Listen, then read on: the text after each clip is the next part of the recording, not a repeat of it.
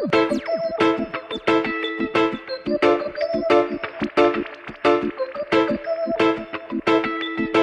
yo.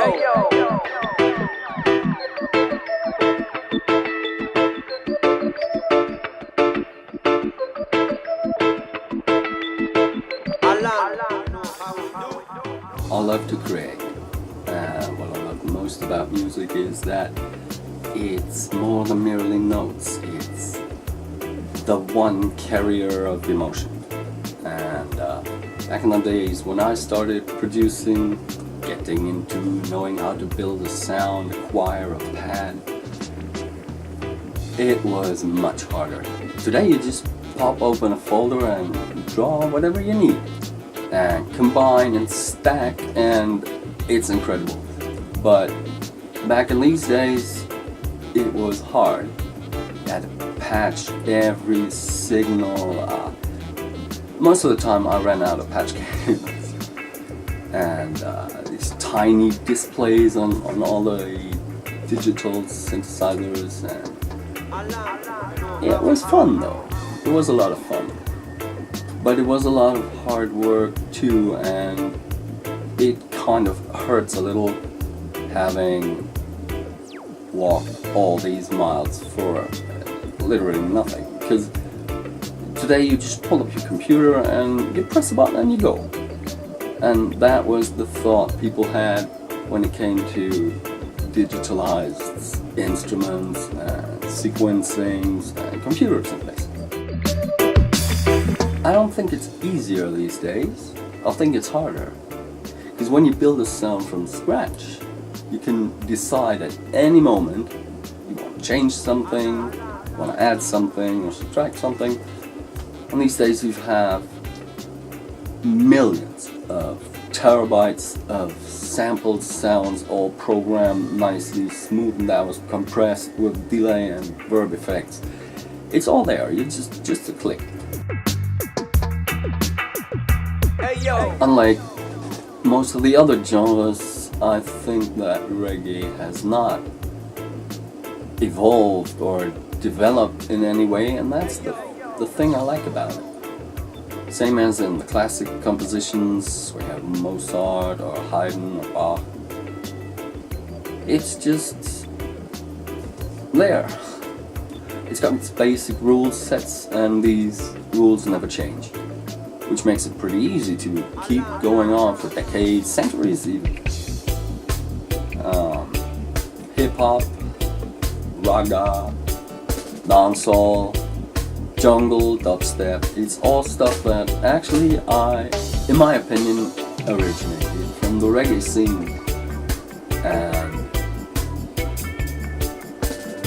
since there's this classic instrumentation to it with guitar, a keyboard, a bass player, and a drum player, maybe a percussionist and a singer, you don't have that much space to create something new.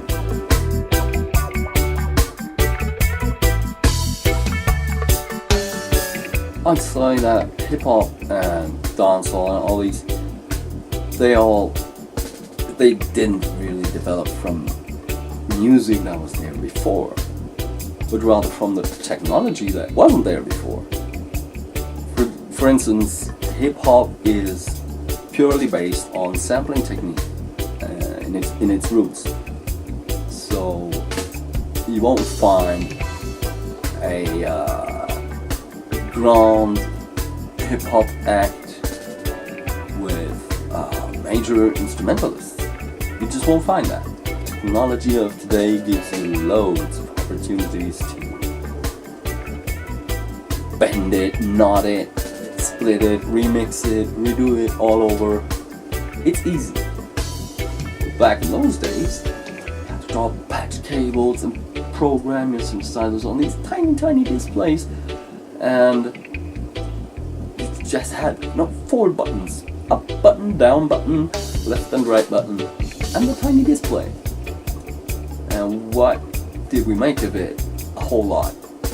Because when it comes to programming sound, it's essential that you have your hands on from the very first moment to know where every inch of the sound originates from.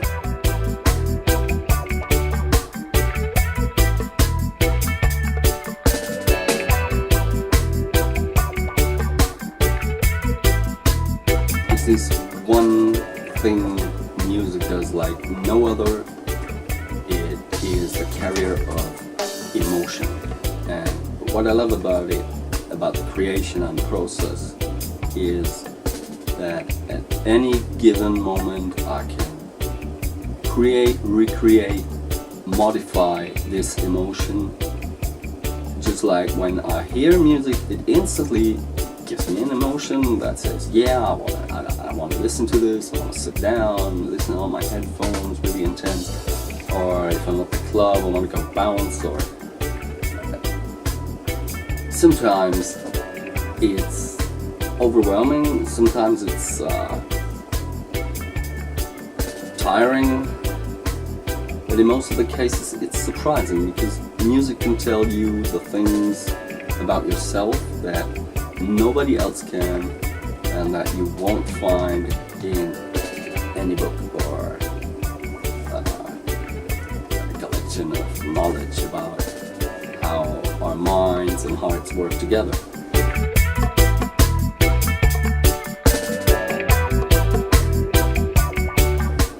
Back in the days when you had these super huge concerts, like football stadiums full of people, and there was Tina Turner playing, Bob Marley, Michael Jackson, whoever. Times have really changed. These days you work on your computer or on your digital workstation, which is merely as big as a book, tiny like this. And back in the days, the engineers had to patch up all the sounds, program them, write them down where every knob was supposed to put. Today, as an artist, you have it all in one hand. Your studio, your artwork, your promotion, your selling, it's all there. You do it on the web, you do it digital, and it's just a few clicks. Back in the days, they had to use a huge machinery.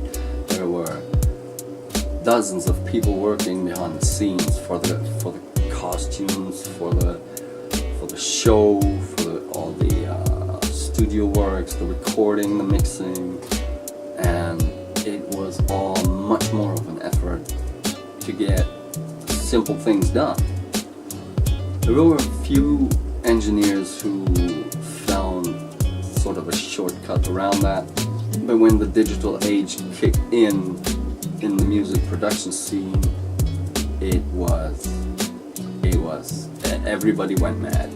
Everybody wanted to have that sampler or that synthesizer to create just that sound. Today it's easy. You pull up the folder and you have your terabytes of polished and nicely compressed sounds there, the basses and pads and choirs and whatnot.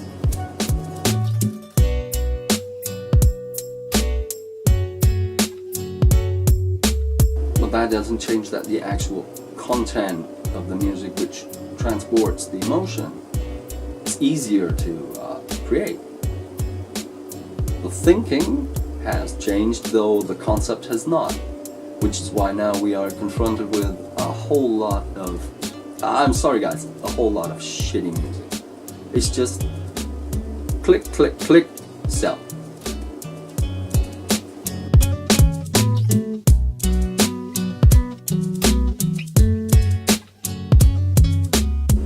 I honestly gotta tell you that I have deepest respect for bands who are still playing stages these days.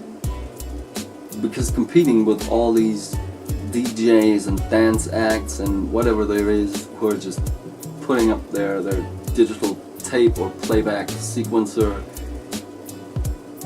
they really do conserve this concept of creating an emotion live, because in a studio you can go back and forth and left and right as often as you want, and it's much easier these days with the digital workstation. It's just a click.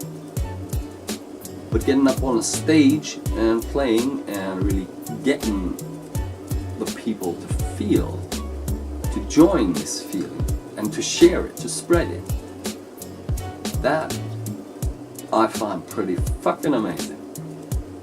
There's been bands before there's been computers and DJs, but those were different times, and it saddens me a little that music has lost its confidential value in our life.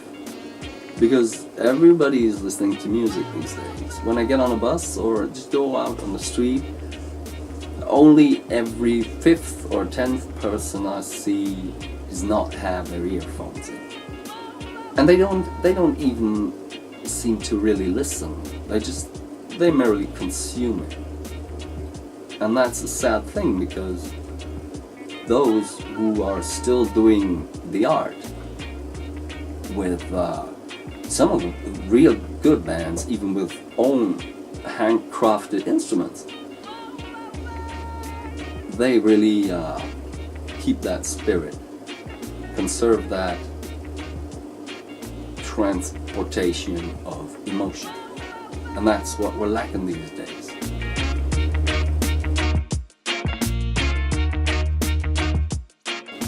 So if you find yourself in front of a stage with a band playing and you don't like what you hear, then it's maybe because you are not open to this kind of emotion that's coming across by the band. And in a way, that's really important. Because the band is not up there just to play, just to have some music on. We could all have that with our MP3 players, but it's about the vibe. And what is the vibe? That was pretty much the question that I had to hustle when I started venturing into producing, writing, composing reggae. And it's a fun thing, me sitting here talking about digital technology and not having the emotion in there, and in the same time doing exactly that. But if you have a band on stage where you find it does not transport the vibe, then maybe you're not open to it. I don't think the reggae genre has changed much, and it doesn't need to, because most of the people who are really into listening and do know more than Peter Tosh, Bob Marley, they find that that very particular vibe you get from a good band is something really precious. And I think reggae is one of, if not the genre, which has managed to conserve this principle. That music is not only for entertainment, but like a ritual where you get something from outside of your body. And I'm not talking about smoking joints. I'm talking about if you go to a concert and the band plays and you get into the vibe, then you're open to the emotion. And if you're not, then you might, even if it's a top band and they're really doing a really excellent job. I just had that last week. The band was great. They were magnificent. But most of the people they weren't open to the vibe. They were expecting something much more compact and linear and strictly confined by rules of composing, which is one of the main pillars of reggae vibration. Taking the count times and flipping them.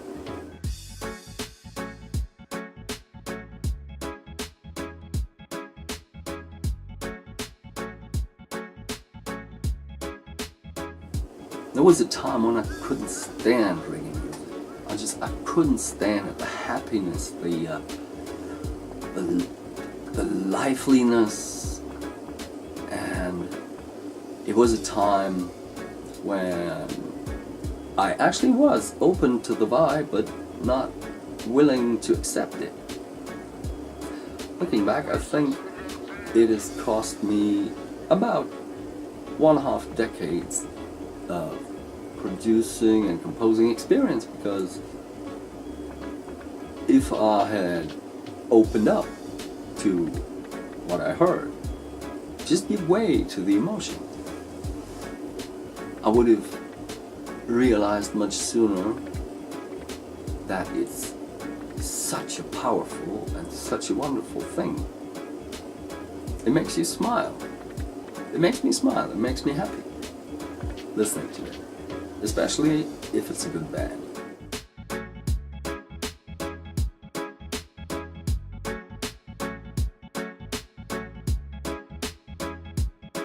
It's not that long ago I met a guy who told me that it's not called roots reggae because of this and that, but just because it's the original source of hip-hop, dancehall, dubstep, jungle. And all these were invented or created in their origins with digital technology, sampling technology.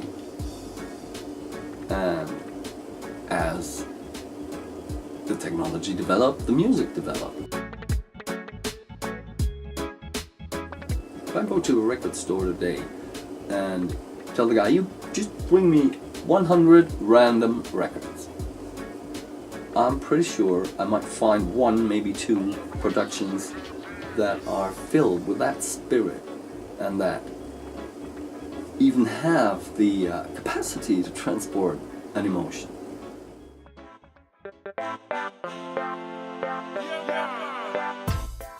Sure, you can call anything and everything, you can call art. But in my opinion, art is something that has an almost undescribable value. Because how do you describe what you feel when you're in front of a stage and you have a great show and concert and great musicians and a fantastic singer? How do you describe that? You don't. You just let it in and express what it does to you. And that is something that reggae does particularly well, in my opinion, because it hasn't changed. And it doesn't need to change. Not a bit. I think most of the producers don't know from experience with the heart how to put handcrafted music. A lot of that has been lost in the uprising of digital technology.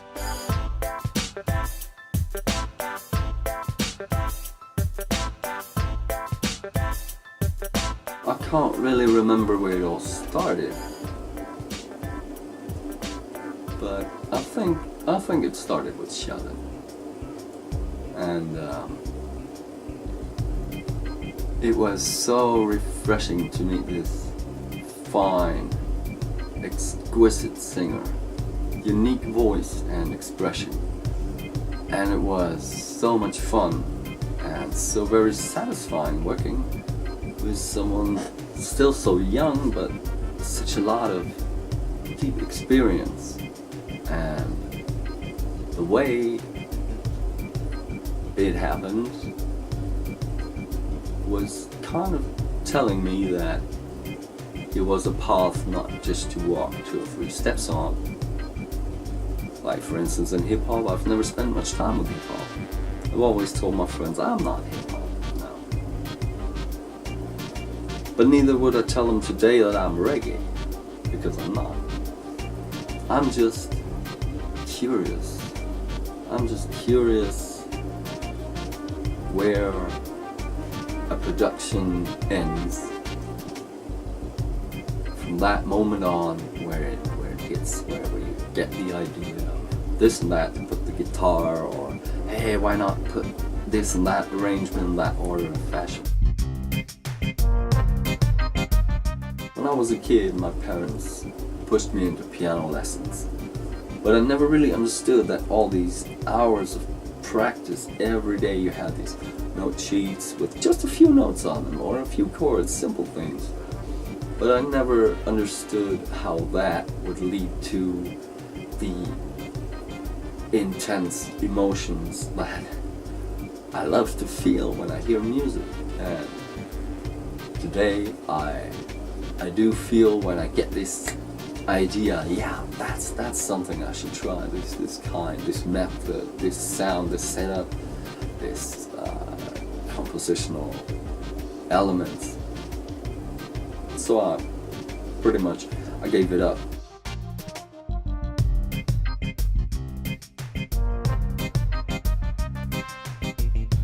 So I left this regular path of learning to play an instrument, and I try to find ways to teach myself.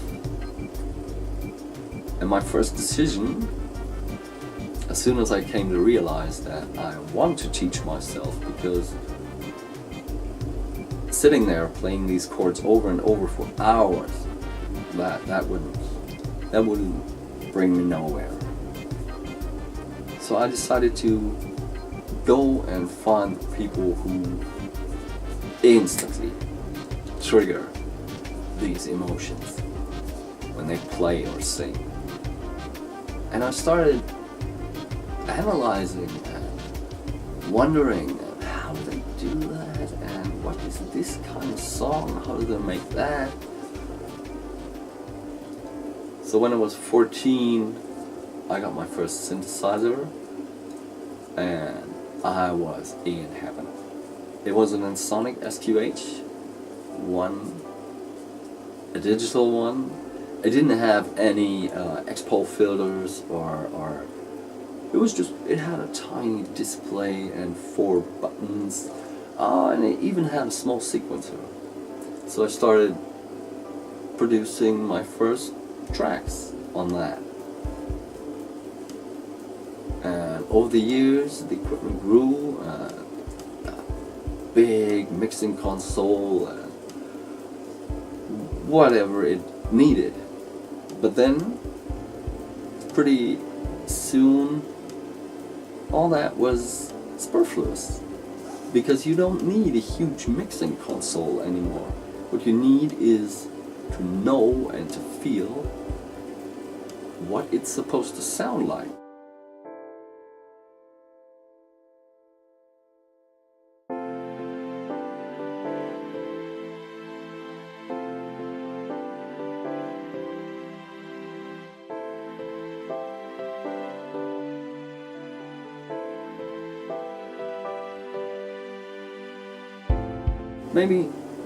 Maybe it's a little like filmmaking or photography, that you have to have a really clear picture of what the final state of the production has to show on quality and technical finesse. And that's something that's left out in most productions these days, because they just pull up a huge bunch of sounds, stack them, and that's that. So what I've known in the days when I was to go to my piano lessons, that I could, in a few years, just take a synthesizer, stack some sounds, play these simple chords, and have a hit. I would have stayed with it.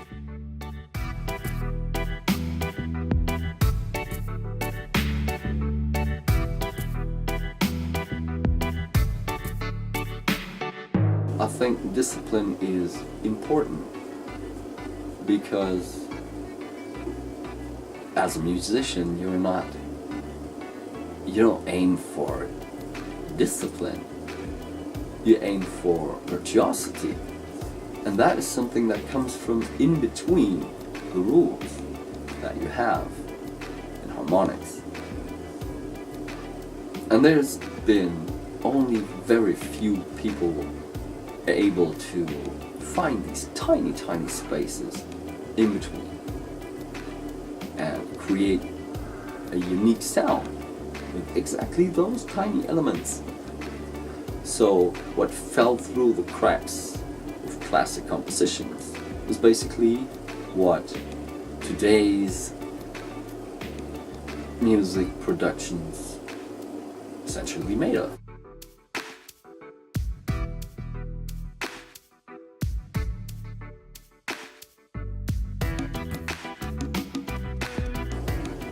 I'm really glad I had the possibility to meet Sheldon Sr. this year in Amsterdam and see him live on stage, and that was just fantastic. It was open air, the whole dance square was filled with people, and as soon as his voice arose, it was such an intense vibe. And being there, seeing that, hearing that, and feeling that kind of inspired me to just try something like it of my own. I'm not a good singer. I wouldn't even consider myself a singer. But what I lack in voice, I can easily compensate with technology. So the Tojin song collection, I'd rather call it than an album, because it does not stand for a conceptual album or a style album. What it stands for is a final experimental step that I for myself just needed to take to find out how that feels.